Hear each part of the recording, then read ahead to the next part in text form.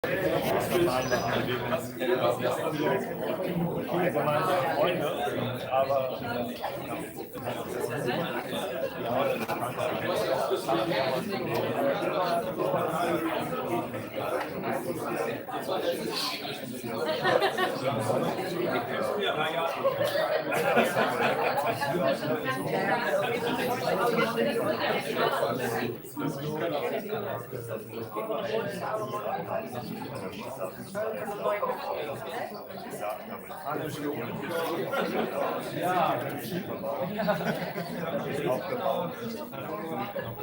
erkenne meinen Deutschschein jetzt gar nicht mal an, ich verleugne es mal.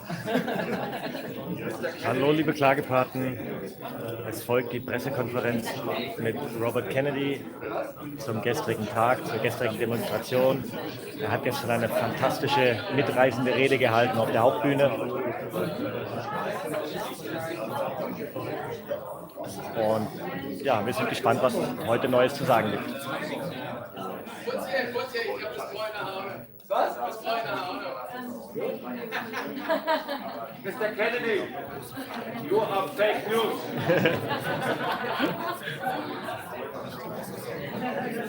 Was hier? Nein, Namen.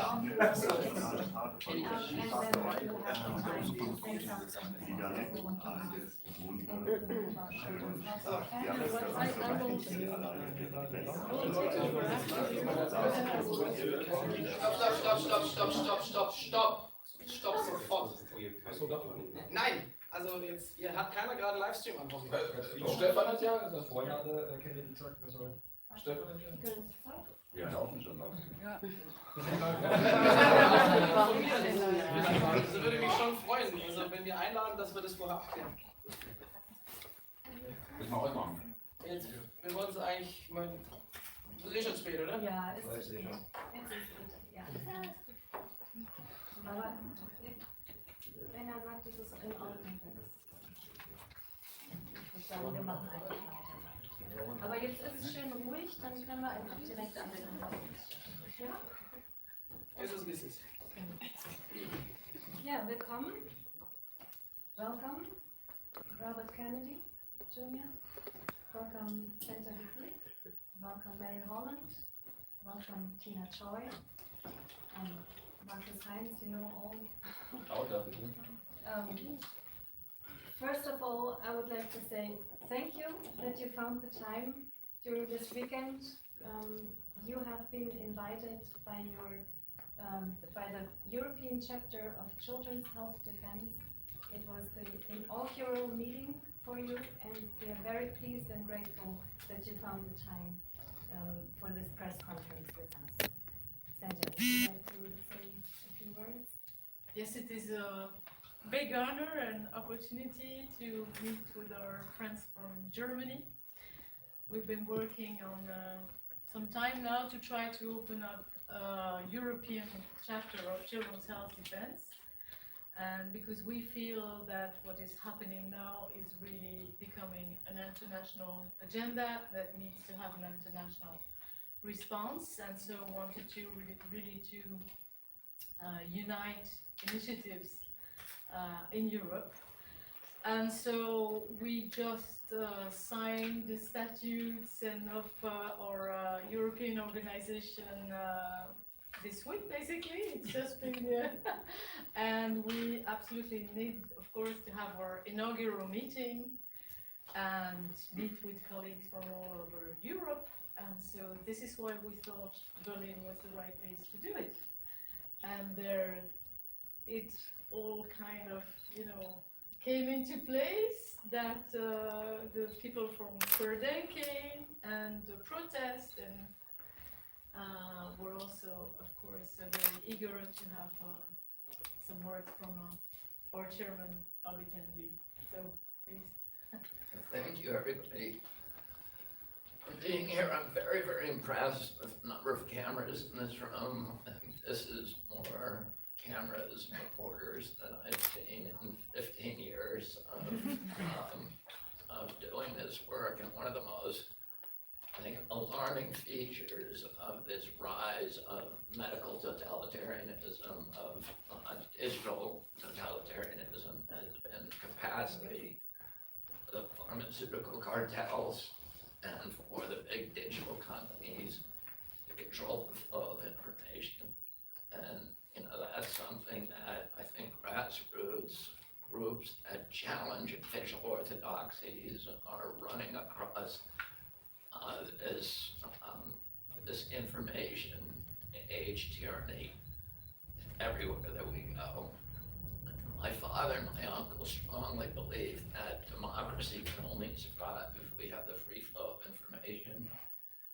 And at that time, we had more limited international and national vehicles. We had 3 television networks in the United States and 1 public information network, and we have many, many radio shows. But the battle, my uncles recognized Radio Free Europe and the USIA, the United States Information Agency. They funded and created that because they knew that the only way to challenge totalitarianism behind the Iron Curtain was by getting accurate information to the people of those nations. And today, the public square information is controlled by a few large companies that are headquartered in Silicon Valley in the United States. Those companies have very, very strong alliances with the pharmaceutical companies. Google, which actively censors information of the kind that we're trying to get out, is a vaccine company. Google makes vaccines, its subsidiaries and its sister corporations that are part of Verily and Alphabet are making flu vaccines, are making COVID vaccines, and they are actively, Google and Facebook and the others are actively censoring information, not only critical information of the vaccine industry, information about corruption among health regulatory officials, and information about other alternatives that compete with the pharmaceutical paradigm.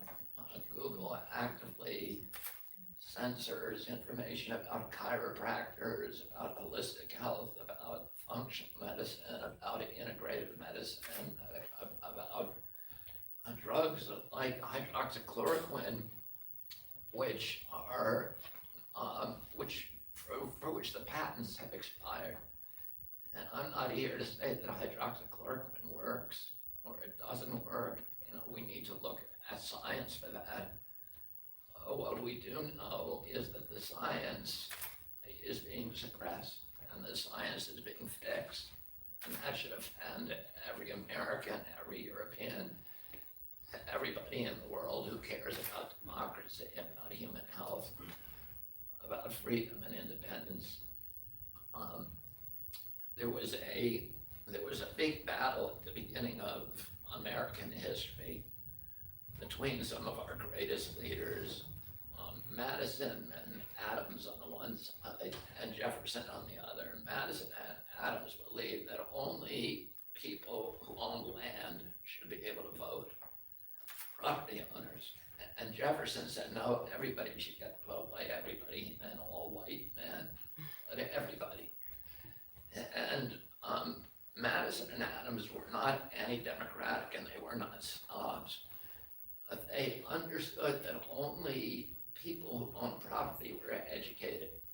And they believed that if democracy were handed over, that the vote, the franchise was given to people who did not have education, that they would easily be seduced by demagogues, that they would be bribed and blackmailed by corporations, and that they would be talked into ruling, and they would be frightened by unscrupulous politicians and authoritarian elements, and that fear would cause them to voluntarily relinquish the Bill of Rights that the American Revolutionists had shed their blood to make into a constitution.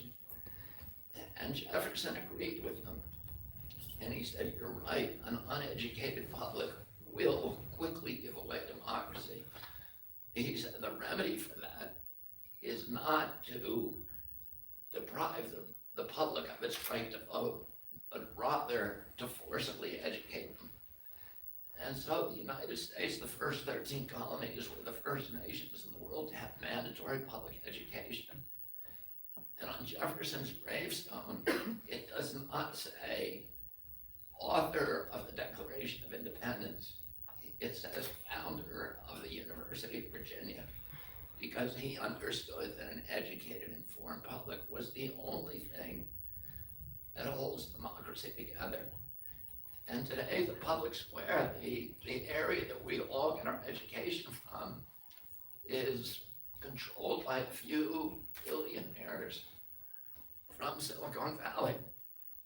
And you know, people say, well, who's behind? I don't know whether the pandemic was planned.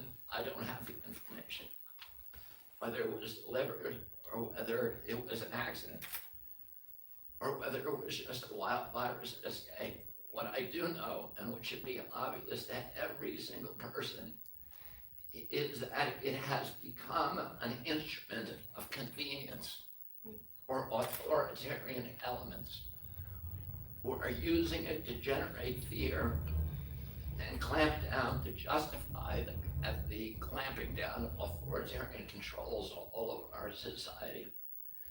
And the question is, who's behind it?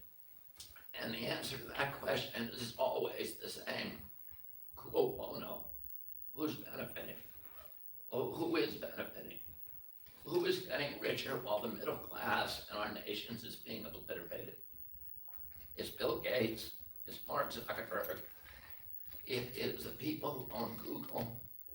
And all of these companies are part of not only propagating and promoting and the quarantine, the lockdown, that is making them rich, but they're also censoring criticism of those policies actively, and censoring questions, legitimate questions, rational, calm, legitimate questions that the public wants to ask about the relationships between the regulatory agencies and the pharmaceutical companies, and about the policies, the wearing of masks, of which there's legitimate question. We don't take a position on the wearing of masks, but we do publish the science. And I can tell you that the science is not unambiguous. We've looked at hundreds of studies, including 3 large meta-reviews, and they all indicate that masks don't work. There are studies that say they may work, and we don't take a position on it. But people ought to be able to talk about those things. People ought to be able to question them. People ought to be able to write about the contrary science. We ought to be able to debate about hydrochloroquine. We ought to have these debates about the lockdown, the quarantine. Nobody's asking critical questions. Is the quarantine going to kill more people than the COVID? Yeah. Why has that question never been asked? We have very good studies from the 1980s in the United States that show that unemployment kills people. Every 1 point in unemployment in 1982, there's a very, very solid study that has been cited hundreds of times in the literature, peer-reviewed study, that shows that every 1 point of unemployment kills 37,000 people. And this was in 82, when our population was 43% less. So you need to almost double that. So every point in unemployment kills 60,000 people. And it went through, how did they die? Well, at that time, 9,000 of them were dying from heart attacks. 900 were dying from suicide. You can read the study, which posted on my website, and it tells how all those people are dying.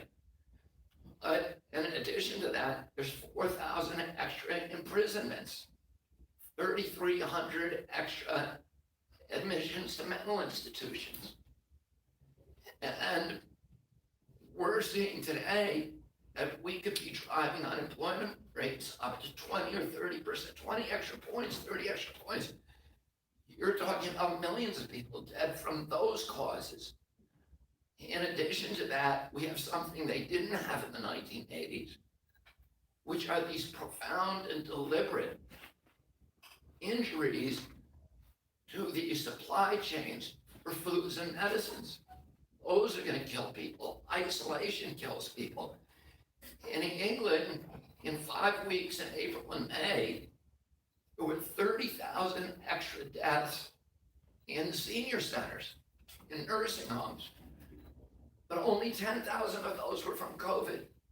20,000 were from isolation, from elderly people who didn't see their doctor for hypertension, for kidney dialysis, or aches and pains that turned into something lethal for them. People who, senior citizens, whose families couldn't visit them, and so they were being abused by healthcare workers.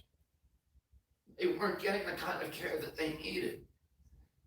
According to the World Health Organization, 2 months of quarantine will add 6.3 million cases of tuberculosis and 1.5 million people dead from tuberculosis. That's more people than will die from COVID. These are questions that need to be asked. They need to be debated. And I'm so happy that Children's Health Defense is now coming to Europe. We have a global opponent. These companies, Glaxo, Merck, Sanofi, and Pfizer, are global companies. They have made a concerted effort to subvert democracy in every nation of Europe and in every nation around the world, and they own our political leaders. And we need a global institution that can challenge them. And for that reason, we are now spreading the influence and the networking from Children's Health Defense to Europe as well. And we're very proud of all of our new members in Europe, and we're very proud to launch this new organization, Children's Health Defense Europe, today. Thank you.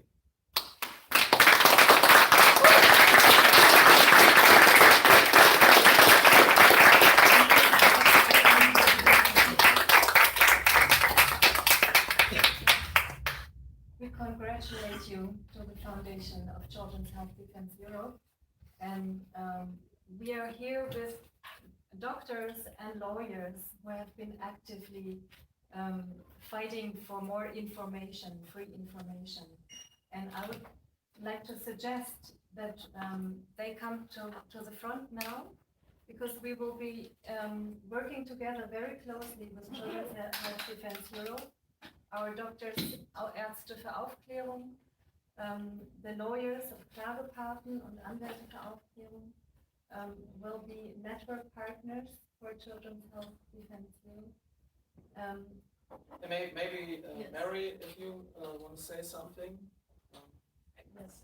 Just very briefly, that I work in the United States with Children's This is Health Mary Defense. Holland, who's one of our attorneys in the United States, and I'm professor. I'm a former professor for many years, many decades at NYU Law School. May I interrupt? Könnt ihr Englisch alle verstehen? Wir haben auch eine Übersetzerin im Raum, wenn das notwendig ist. Gerne für die Zuschauer. Fragen nach? Ah, ja. Okay. Ich würde sagen, we made subtitles, and the best thing is that our guests can speak in their mother language, and then we can We'll take make care of that. subtitles. Go right ahead. It's important that if you have a message that you can say it in your language, and then I think that Senta and Robert have said the most important things, but just let me add my sense that We are up against global forces, that's obvious, right? We have shutdowns around the world and people are suffering around the world. And so we have to have a coordinated response. It's not optional, it's necessary. And so we are so grateful to be here in Germany because you do understand this. Having lived through totalitarianism, having had a divided country, there are few countries in the world who are better able to understand what we are truly up against. And so we're so grateful to be here with you and to look forward to collaboration in the time ahead of us so that we can really restore our democracy and our freedom and our free expression and our respect for all people. So I'm so grateful to be here. Thank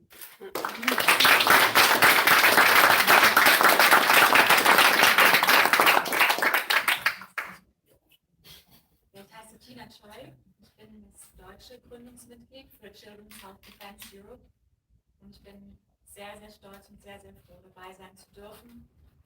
Und wie ich gestern schon gesagt habe, unsere Kinder sind das Allergrößte und das Allerwichtigste, was wir haben auf der Welt. Unsere Hoffnung, unsere Zukunft, alles. Und um diese gesund und glücklich aufwachsen zu sehen, in Frieden und in Freiheit, dafür steht Children's Health Defense. Und dafür werden wir alles tun, was in unserer Macht steht. Und wir haben die Unterstützung von Robert F. Kennedy Jr. Man findet uns jetzt auch schon auf childrenshealthdefense.eu, das ist unsere Webseite. Dort kann man sich auch als ein Mitglied anmelden, das heißt ein lebenslanges Mitglied. Und dann könnten wir zum Beispiel Mitglieder sammeln und dann in bestimmten Ländern in Europa dann auch Aktionen starten. Und das ist uns sehr wichtig, dass Sie uns alle unterstützen, damit wir möglichst schnell mit der Arbeit hier fortfahren können, die Robert F. Kennedy Jr. in Amerika macht. Vielen Dank.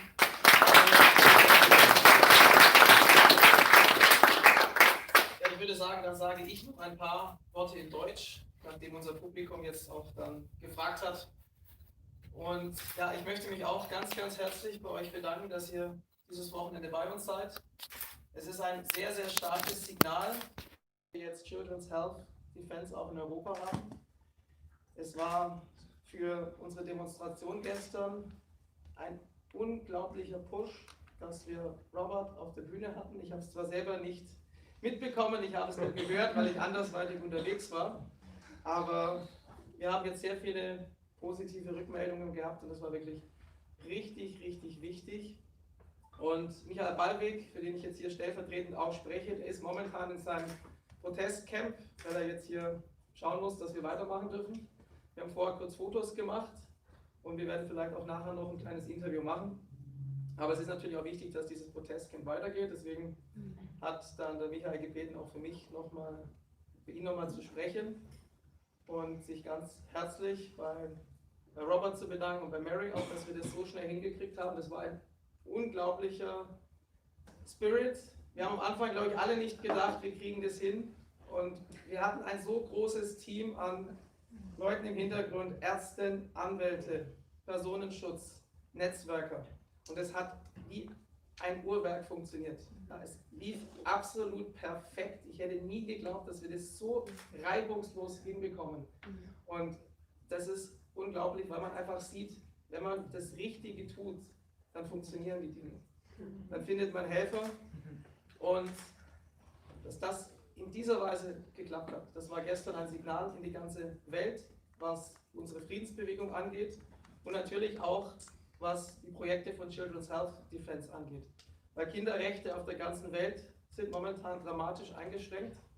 Die Menschenrechte sind dramatisch eingeschränkt und ich sehe das genauso. Wir brauchen hier eine globale Antwort auf eine globale Krise und deswegen sind wir alle hier und ich bin unheimlich froh, dass wir so viele tolle Menschen haben, die uns hier helfen. Und ich denke mal, als nächstes würden wir jetzt übergehen zu den Ärzten dann.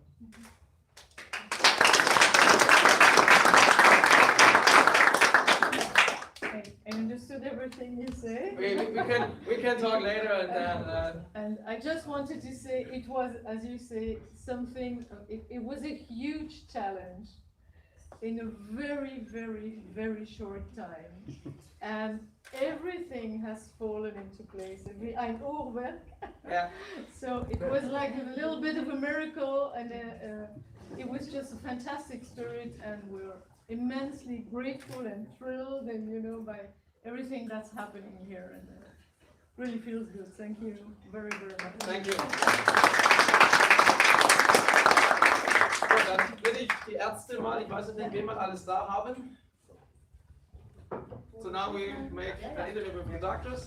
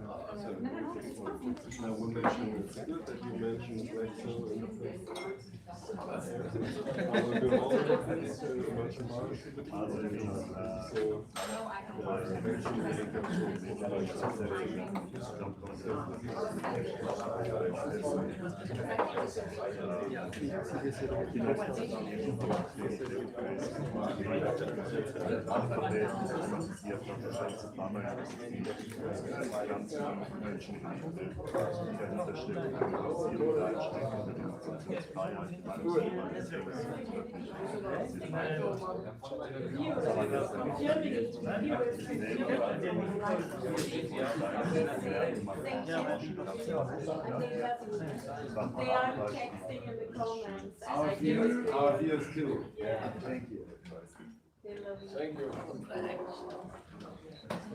How much viewers do we have right now? 10,000 on this one.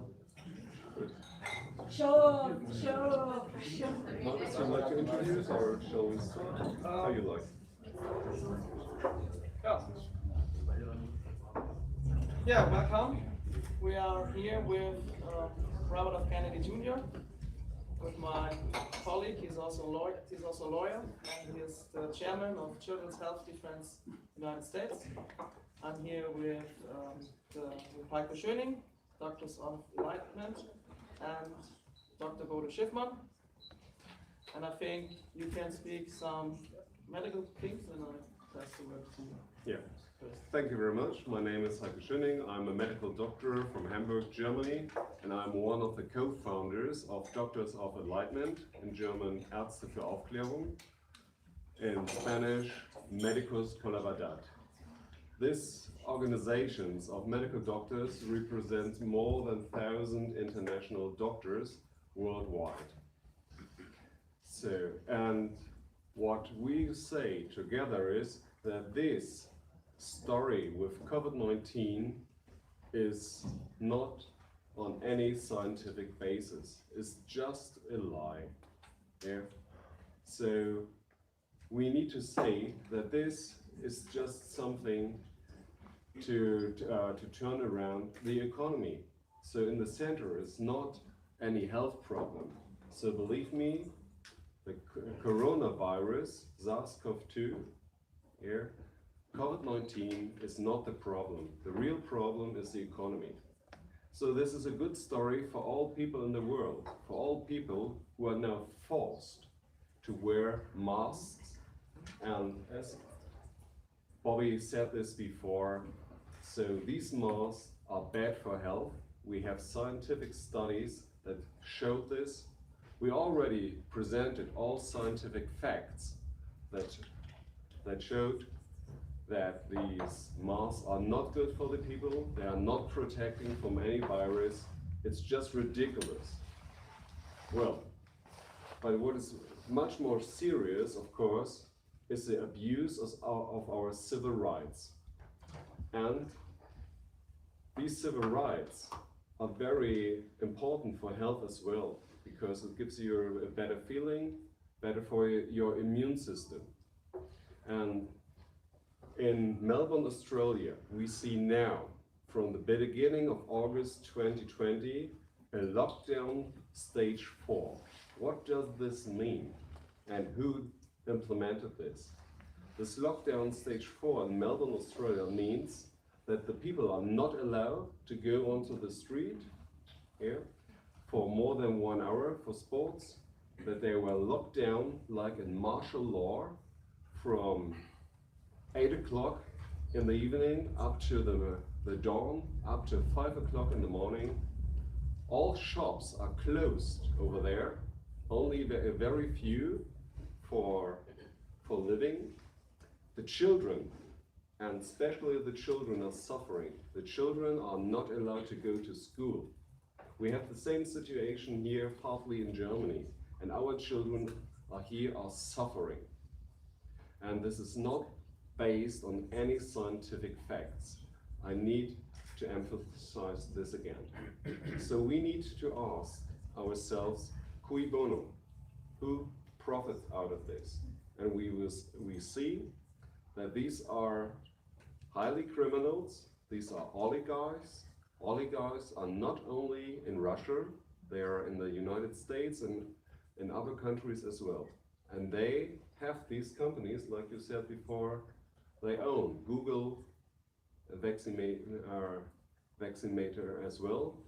And I just want to point the thing on the company Emergent Biosolutions, former name Bioport.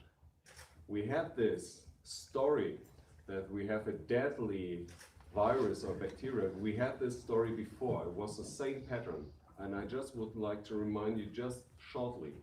In 2001, we have this anthrax attack with this anthrax panic.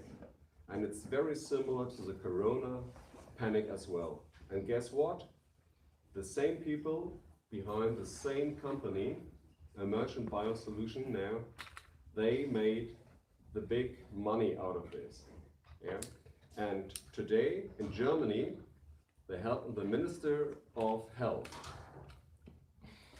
bought 300 million doses of vaccines against COVID-19 from the company AstraZeneca. But guess who's producing this? It's an American company, and same again, it's Emergent Biosolutions, yeah, former named Bioport. So we have a criminal line, and we need to investigate this, and we need to charge these organized crime. It's nothing else. We have no health problem. Yeah, all data show this. We have a problem with organized crime, and in the center is the economy. Thank you very much indeed.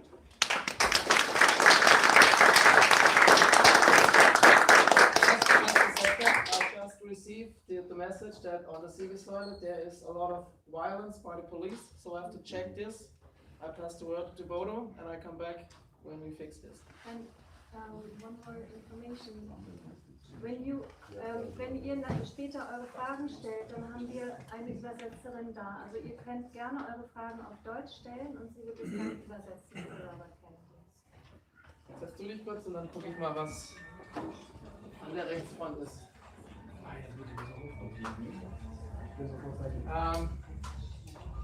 Do we have media on the Siegessäule? Ja, Roger ist unterwegs, dass wir vielleicht den einen oder anderen abziehen, dass ihr dokumentiert. Also wir brauchen Presse, weil mit Presse kriegen wir die ruhig. Wenn die Presse fehlt und die, mal kurz gucken, wer ist noch da? Ich war auch wieder. Ja, also guckt, dass ihr euch von der Presse her aufteilt. Ich schreibe euch in den Telegram-Kanal dann ein paar Tipps rein, wenn irgendwas ist. Dirk Sattelmeier, ist der noch da? Also ich spreche mal, also ihr macht den medizinischen Teil weiter und dann gucken wir, was passiert. Ist es eine Idee, dass die Reporter Fragen stellen? Nein, das ist nur das Erste. Danke. Okay, thank you for the invitation. I'm very honored to be on the side of Mr. Kennedy in this fight against the crime of the century. This is the crime of the century. I want to remember you. It's the fourth time they tried this. It was anthrax, it was the bird flu, it was the pig flu, and now it's COVID-19. They tried the same thing, the same phrases, the same thing with the vaccination as the solution for the problems in the world. And the only thing behind it, everyone knows right now, right here on the channels, we have to tell the truth. There is no danger for the people. The thing is, it's like the people believe in this mask because they think they can get back control, and they are frightened to death. And this is the way also Goebbels said, you mentioned it in your speech yesterday, Goebbels said you don't need fascism or socialism. The only thing you need to control the public is fear. But right now we are very very much people who have recognized that there is a problem. We are censored. I feel by myself, to introduce myself, my name is Bodo Schiffmann. I'm just an ORL doctor, and I make YouTube videos. And I started making YouTube videos and got a lot of information because I had another view on the curves and on the numbers of the deaths and of the ill people, and I said there is no need to worry. The very startling thing on this is that they are not lying. You can read these scripts for this pandemic on the side of the Bundestag. You can read it on the World Health Organization, the scenario 201, and how to treat the COVID-19 disease and something like this. You find a totally script like for a movie, and they are not lying about the numbers. You can get the numbers from the Robert Koch Institute or wherever you like to. The numbers are correct, but the people, they are not listening. The only thing they are listening to is the mainstream media. And the other side, we are the dark side of the mainstream media. We are the alternative facts, as Donald Trump would say. So when you have a look at them, you won't find them. Right now in the press, they speak about, yesterday, it's about 38,000 or 50,000 people on the street. The only thing mentioned is the problems at the Reichstag, where a few people go to the stairway of the Reichstag. And there is no word about this friendly revolution thing in the streets, and nobody talks about this. We're right now, and it's hard to say this, in a totalism, fascistoid state in Germany. They're controlling the media, they censor our meaning, they're not hearing the opposite side.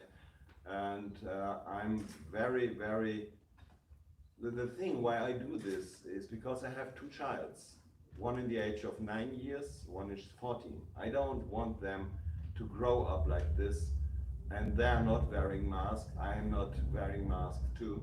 And I strongly believe in God, and I'm a Christ, and I think it's a chance. It's a chance for all people, for all religions to get together across borders, and also the Muslim people or the Jewish people and everyone. Now we are all in the same boat, and we all have to fight against this, I think, diabolic side of the people Heiko mentioned before and Mr. Kennedy mentioned before. Thank you very much.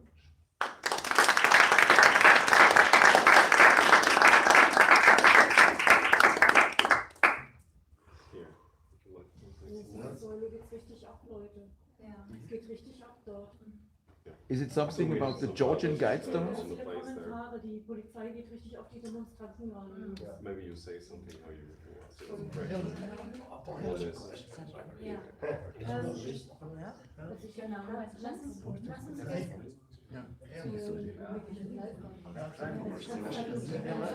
So questions would be nice. Jetzt könnt ihr eure Fragen stellen. Mr. Kennedy, you as an expert, you know about the Georgian Guidestones. The Georgian Guidestones in Alberton, there is a monument saying we want to have only 500 million people. So do you think that this could be the plan to reduce the population down to 500 million? I don't know. But you know this statue? No. No, but I know that there are many people who believe that there is a population control agenda behind this. I have no idea. I don't know what's happening. Okay. I don't have the information to be able to connect those dots. Okay, thank you very much. Mr. Kennedy, I represent a Dutch group of resistance, Virus Waarheid, which is virus truth. We're doing lawsuits against the state because the only two things we want is the information behind the measures which are being kept secret, and we want them to respect the Constitution. It would be very helpful for us if you could be taking a picture with these two guys who are in the front line for support. Happy to. Yeah, thank you very much. We will do that afterwards. Okay, thank you. Charlie? Hi, my name's Charlie. I just had a question from Frank Rusink, he's from the Netherlands as well, and he asked me to ask you, what do you think is the biggest scandal that is not being openly admitted in the vaccine industry, so that people need to know about, but people generally don't know about? What would you say is the biggest misconduct or biggest scandal? It's hard to choose one. We have Valeria from Corvella here, who is part of an Italian group that has actually done chemical analysis of all of the principal vaccines and found them highly contaminated with nanoparticles, but also with a variety of metals. Not just the metal adjuvants that they administer in the vaccine, but colloidal metal particles, glass particles, amphetamines, all kinds of organic chemicals, and she's found them in every vaccine. And in fact, many of the vaccines completely lacked any antigens. The antigen is the viral particle that gives you immunity. And so in many of the cases where they actually did the chemical analysis, and these are in very, very reputable laboratories in Oxford and Frankfurt and around the world, and multiple samples sent to multiple laboratories that are all certified, qualified labs, all came back with these really horrific results, analysis, that show that many of these vaccines are just pure poison with nothing good in them. And, I think the scandal is that there's been no reaction from government agencies. I mean, even to tell us it's not true. They just refuse. There's just a wall of silence around it, and there's no coverage, of course, in the mainstream media. That's a scandal. I mean, everything about the vaccine program is a scandal. The fact that vaccines are immune from safety testing, and many people don't believe that, but in the United States, we sued HHS, which is the agency in charge of all producing and mandating all vaccines. We said to them, we've been saying none of them are safety tested. Can you show us a safety test for a pre-licensing placebo safety test for any of the 72 vaccines now mandated for our children? And after 2 years of litigation and fighting us and sandbagging and stonewalling, they came back and said, we don't have it. And the reason for that is that CDC is the descendant of the Public Health Service, which is a quasi-military agency. This is why people at CDC wear military uniforms and they have military ranks like Surgeon General. And the vaccine program was initially conceived as a national security defense against biological attacks on our country. So they wanted to make sure that if the Russians attacked us with anthrax or some other biological agent, that they could quickly formulate and deploy a vaccine to 200 million Americans with no regulatory impediments. And they said, if we call it a medicine, we're going to have to safety test it. And that takes 5 years to do a double-blind placebo testing, because there's many impacts from vaccines that have long diagnostic horizons or long incubation periods, cancers, autoimmune disease, neurodevelopmental disease. Sometimes you won't see them for a year or two. And they said, we don't want to do that. We want to be able to develop a vaccine and get it out very quickly. So they said, we won't call it a medicine, we'll call it a biologic, which was the traditional name for vaccines. And they said, and we'll make biologics immune from safety testing. And that's what they did. And I think most Americans do not know that vaccines are immune from liability. That's a scandal. And there's virtually no Americans that know or believe that their vaccines that they're giving their kids have never been tested. But let me tell you the worst scandal. Read the ingredient list for any vaccine. That's a scandal. Read the side effects that are on the manufacturer's insert for any vaccine. That also is a scandal. Oh, I could go on with the scandals all day. Follow-up question? Yeah. Do you see any way out? Because you described initially a systemic issue linked to global digital media and corporations and on all levels. So it seems so powerful as a situation and so systematic as a problem that I don't see any solution for now. Do you think anybody has one? I think what I see here is a solution. You know.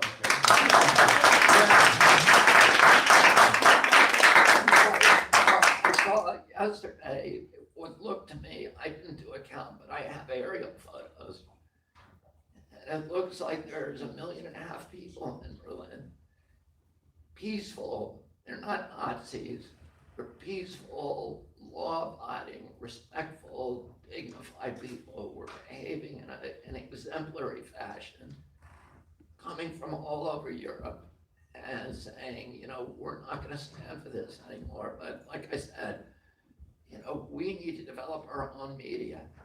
We need an alternative media to the corporate-owned media, to the media that has turned against democracy, that is on the side of the totalitarian regimes. And you know, I'm sitting here, I'm saying you guys are all part of a new media, and that it is an alternative, and that gives me a tremendous amount of hope. You know, my friend here mentioned Joseph Goebbels, and Goebbels, of course, was Hitler's propaganda minister. And when he came in, the first thing that the Nazis did was they took over control of all of the press, and he ran all the press. There was not one single press outlet that was not controlled by the Nazi Party. And if you own the control of information, you can control the belief system of a population. And Hitler knew that, and Goebbels knew that more than anybody. And there was nothing like this in 1933 or 1934. You know, you would have all been executed, right? But today I'm seeing these, you know, these little rays of daylight are beginning to penetrate the darkness.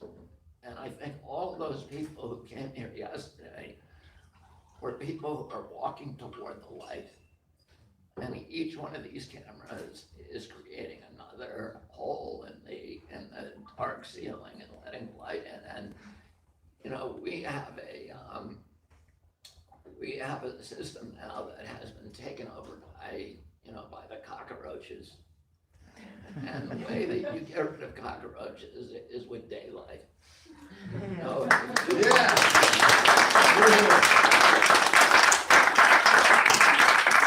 as soon as people understand what they're doing, there's outrage, there's indignation, there's revolution.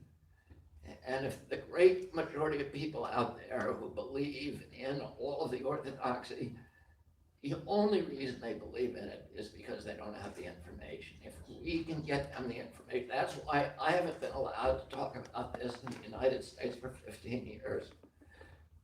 The minute they let me on TV to talk about this, they're through. Because the fraud is so, they have built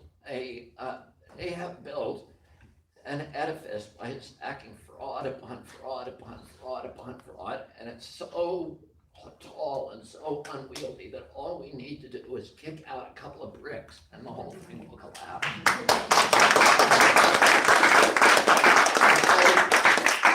way that we do that is with the daylight, is with information, and so all of you are part of this revolution. You're the most critical aspect of it because you can get the truth out to our community.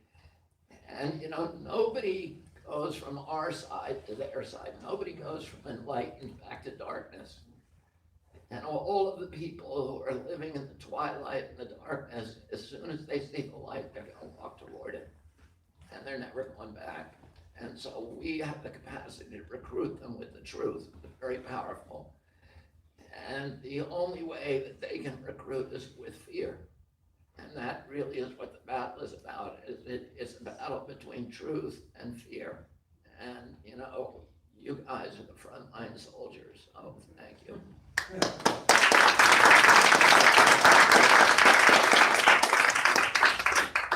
Sorry, 1 second. Bobby, can I speak to you? Excuse me. Wow. Sorry, may I say something? Yes. Since Bobby made my name, I just want to, maybe, sorry, if you can not use my image for policy, my company policy reasons.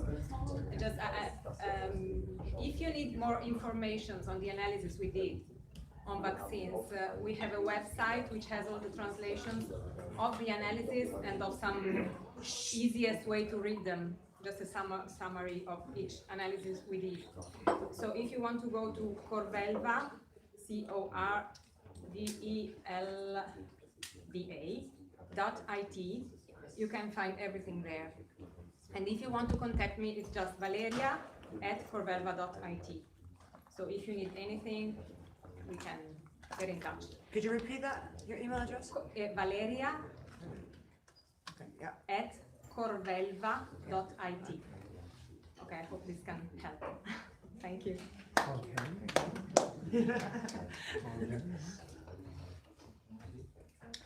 Wie oft können wir jetzt solche Pressekonferenzen machen? Jeden Tag? Das wäre eine gute Sache, denn wie Bobby Kennedy das gerade richtig sagte, es ist ein Kampf zwischen der Wahrheit und den Lügen. Und es geht nur um Informationen. Ich bin auch gefragt worden, warum sind noch nicht alle Ärzte bei Ärzte für Aufklärung? Und da sage ich auch immer, das hat was mit dem Informationsstand zu tun und ich habe auch dafür sehr viel Verständnis. Und gerade wenn man viel arbeitet oder in anderen Berufen auch verhaftet ist, ja, die viele andere auch oder in ihrem Leben sich halt um ihre Kinder kümmern oder ähnliches, dann hat man nicht immer die Zeit, sich zu informieren.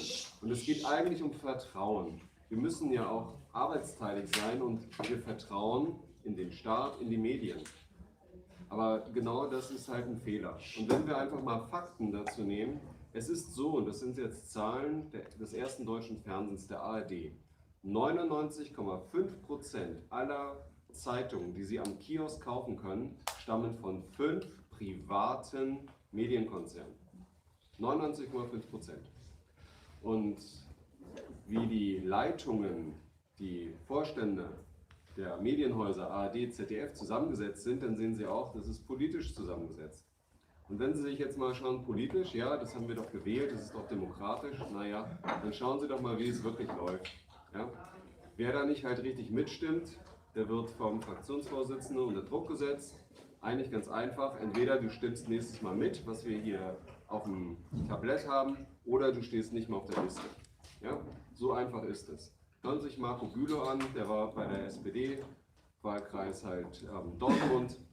Ja, der hat es auch exakt gesagt. Genauso läuft das ganze Spiel. Was wir also haben, ist eine durchgängige Art von Korruption. Und auch jetzt müssen wir das sehen, wir haben hier eine Art organisiertes Verbrechen im Weltmaßstab. Deswegen bin ich sehr froh, dass wir hier zusammen das international auch machen. Und abschließend Ihre Frage nochmal, ja, wir sollten jeden Tag so etwas hier produzieren. Und schön, dass Sie hier sind. Vielen Dank. Ich informiere euch eben, wie es weitergeht. Es könnte sein, dass wir die ganze Veranstaltung hier abbrechen. Dann versuchen wir noch einen Fototermin hinzubekommen. Das muss so schnell wie möglich laufen und es könnte sein, dass wir euch Pressevertreter gleich brauchen in Action. Also wir geben gleich so weit wie möglich Informationen rein, aber wahrscheinlich werden wir die Pläne verändern. Okay. Danke schön. Ja. Bitte bleibt alle eben hier drin, wir besprechen uns Unser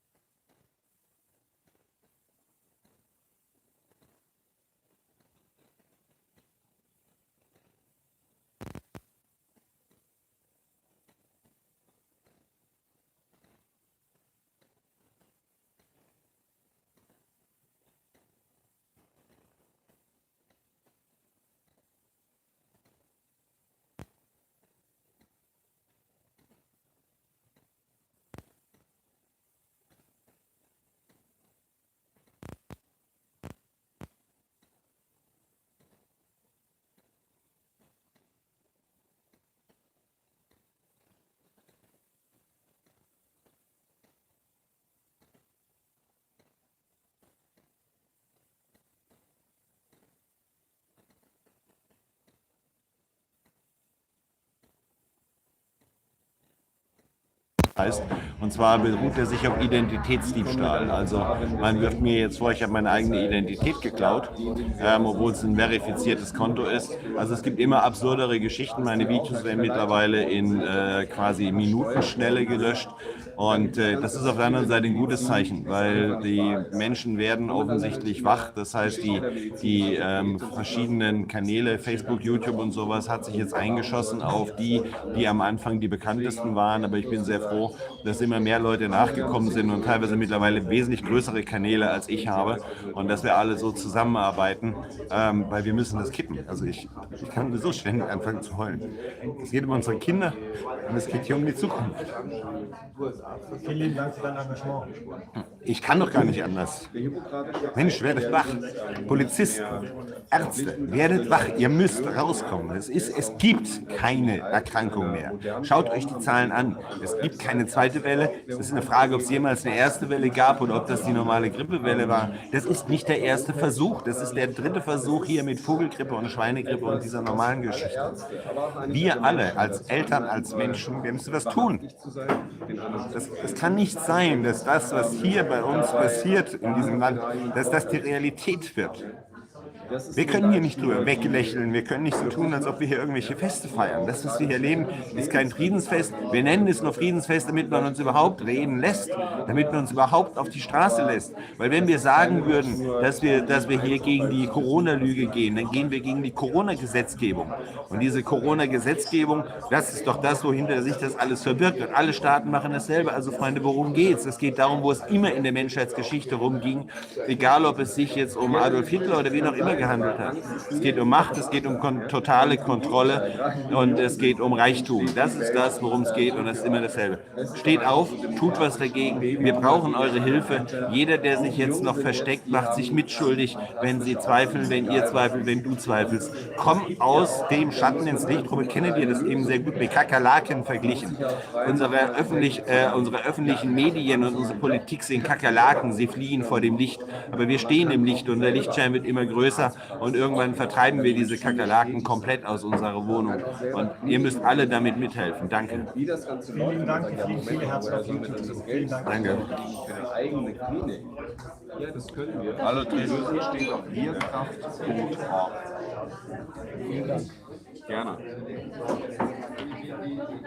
Hallo Tassi. Heiko, wie war dein Erleben des gestrigen Tages? Es war toll. Also erstmal halt, ich glaube, ich will keine Zahlen nennen, aber das war halt auf jeden Fall siebenstellig gestern und es war eine ganz tolle friedliche Atmosphäre dazu. man sieht auch wieder, wie halt die Leitmedien dort fehlleiten. Nicht? Die Zahlen war gut. Tolle Stimmung. Du hattest die Chance. Könnt ihr das da vorne weitermachen? klar. Ja, danke schön. Wir machen jetzt einen kleinen Foto. Mhm. Wir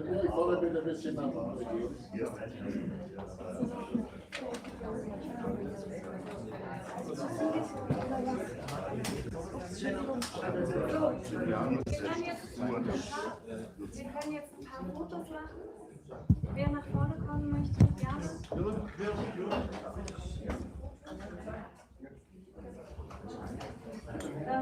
Warte mal. Wir nehmen die Stühle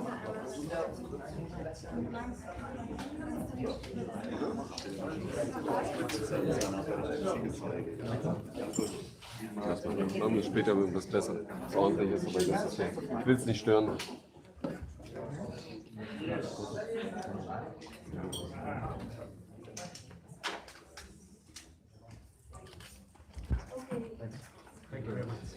Das ist nicht meine Veranstaltung.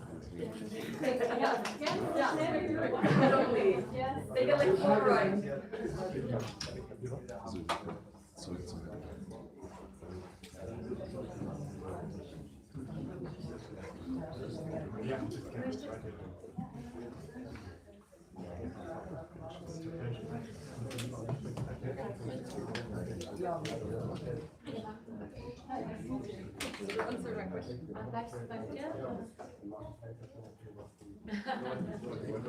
Das wäre for sure. Einer. Can you go on there?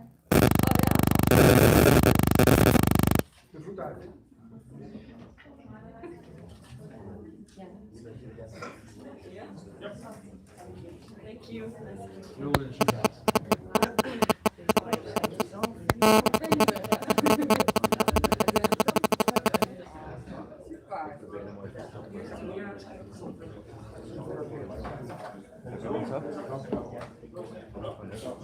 Thank you very much. Nederland. We're in the Netherlands. It's good, fighting as hard as we can. Translate, so we have on acu2020.org, we have as well translation in Dutch language. Okay, that's good. That's good. You should write it down. acu2020.org. And you should contribute to this. So this would be fun. You can plan this. Yeah. Can give you an email address. acu2020.org.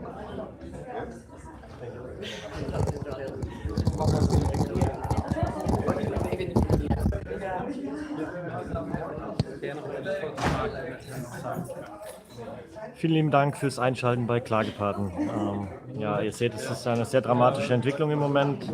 Der Siegessäule ist jede Menge Action. Es sind auch schon vor einer Stunde schon die Anwälte hingegangen, sind dort am Arbeiten und wir werden unser Bestes geben, wie auch immer es ausgehen wird. Der Protest hört nicht auf und aus meiner Sicht ist es eine Bestätigung, dass wir auf dem richtigen Weg sind, wenn wir so bekämpft werden. Und wir bekommen auch die entsprechende Presse dazu. Wenn Gewalt gegen uns angewendet wird, stärkt das uns, denn die Gewalt geht vom Regime aus, nicht von uns. Wir sind friedlich, wir bleiben friedlich. Und ja, ich werde auch dann mich hier nach diesem Termin zur Siegessäule bewegen und bleibt bei uns, unterstützt weiterhin die Klagepaten. Ganz, ganz vielen lieben herzlichen Dank für die tolle Unterstützung, die wir von der Community bekommen. Nur dadurch können wir überhaupt erst arbeiten. Vielen lieben Dank. Bis zum nächsten Mal von der Siegessäule vermutlich.